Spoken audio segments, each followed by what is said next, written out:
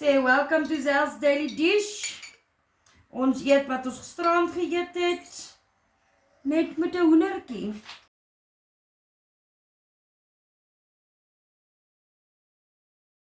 En 'n mengelslaaitjie met blare.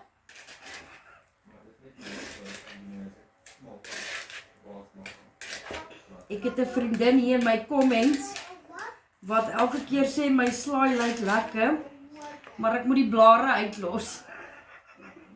So dit is vir jou. Ek gaan nou nie name noem nie, maar ek het vir jou lekker slaai gemaak met blare.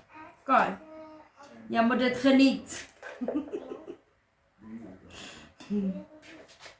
Wat is nou lekkerder as dit, man?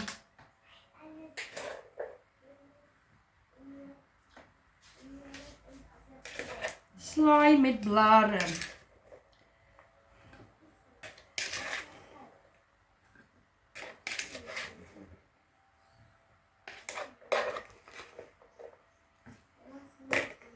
Ek gaan nou net Boetie se tomaties hier uitgrou, want hy eet die tomaties nie.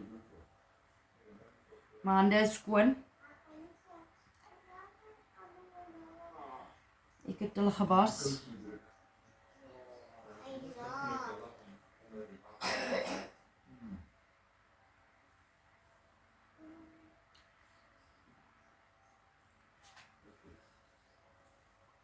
Sissie is lief vir tomaties, Boetie nie.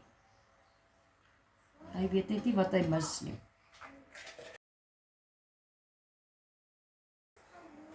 En gisterand se aardappelslaai. En julle sal sien Sissie het 'n Vienna. Sy soek nie hoender nie.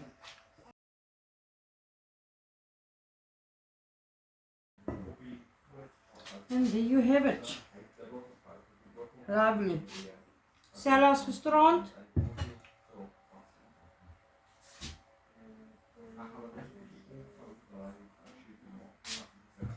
Mag julle 'n geseënde dag hê, be blessed.